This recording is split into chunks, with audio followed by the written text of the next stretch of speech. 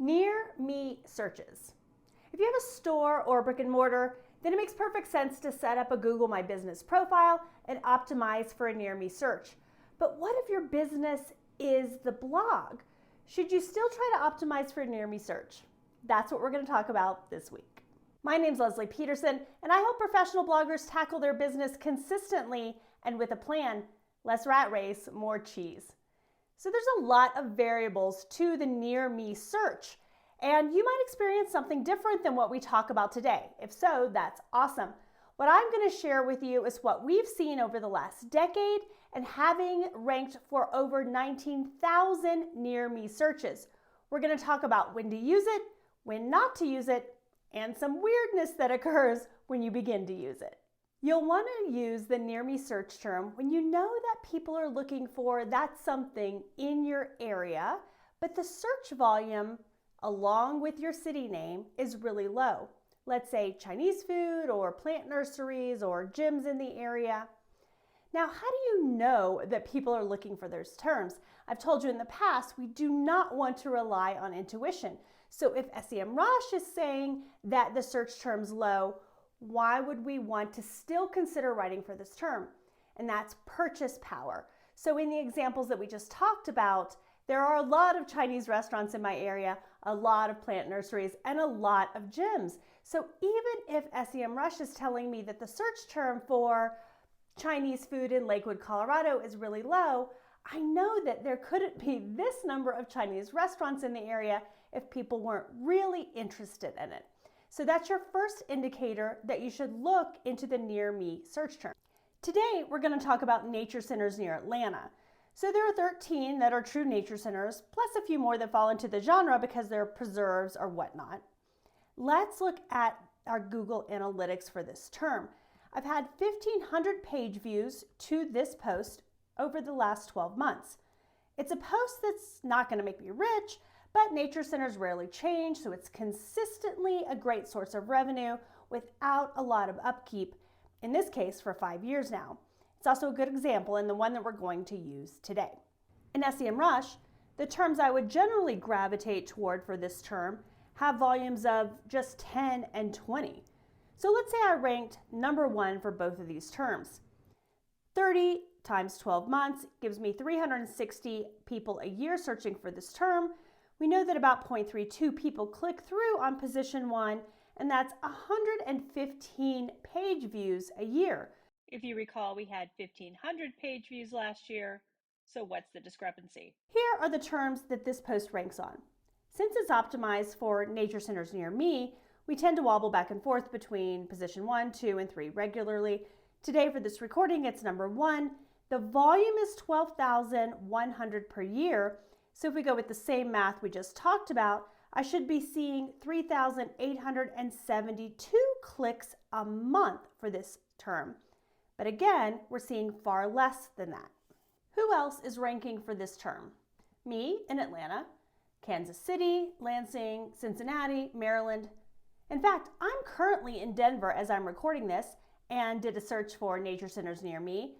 And the Atlanta post that ranks number 1 doesn't even show up on the first 5 pages, and I stopped looking after that. My post is answering this question for people who live in and near Atlanta and nowhere else.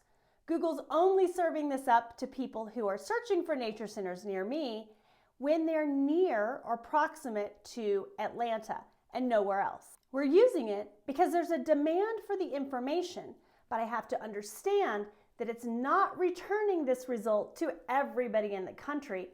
It's only returning it to the subset of that 12,100 people who are actually in and near Atlanta for whom this post is written. So we talked about when you might want to use a near me term, and that's when the term, in this case, nature centers near Atlanta or in Georgia is really, really low. But you know, based on the nature of the business, that more people must be searching for it. So you look for nature centers near me, you see a large volume, and then you decide to target Atlanta, but with the near me term. There's also questions about when you should not use a near me term, and I've got 2 examples of when you would not use it. The first one is when even the near me term has a really low search volume. So for example, South African food in Atlanta, very low search volume. So I looked at South African food near me because I love South African food. And South African food near me still has a low search volume. So I know even if I could win position number 1 and come up to the top of the rankings, that search volume is going to be really compact because again, it's only going to show it for those people in Atlanta. And it's still a really low volume, too low for me as a blogger to invest my time in. So if your near me search term is also really low, then you probably want to consider finding a different post to write about. The second reason to not use a near me search is when you're trying to use it for a cross-country or cross-regional roundup. So for example, if I was doing South African food and I was writing about a great South African restaurant in Florida, another one in Georgia, another one in Denver, and then another one that I know about in Seattle, then I wouldn't want to use the near me term. And that's because Google uses near me terms really specifically, really localized. So you don't want to put a cross-country roundup together with a near me term because it's not going to know where to show that post. If you've got a cross-country roundup, then you probably want to use it for in the US or in the United States or in Europe or in the specific region that you're talking about, as opposed to using a near me term. I want to talk to you about 2 interesting things that happen when you begin to use near me searches. The first one is when you're looking at your organic rankings in SEMrush. What you will see is wild ebbs and flows in your organic ranking.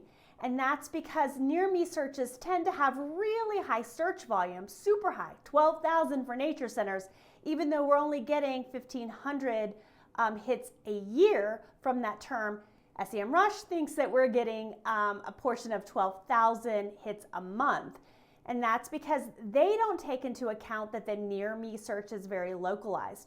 So when we move from, let's say, position 1 for that term to position 5 for that term, back and forth, SEMrush thinks that we're making really wild swings, where in fact we're not seeing any difference in our ranking for that term because we're the only Atlanta list in that top 10.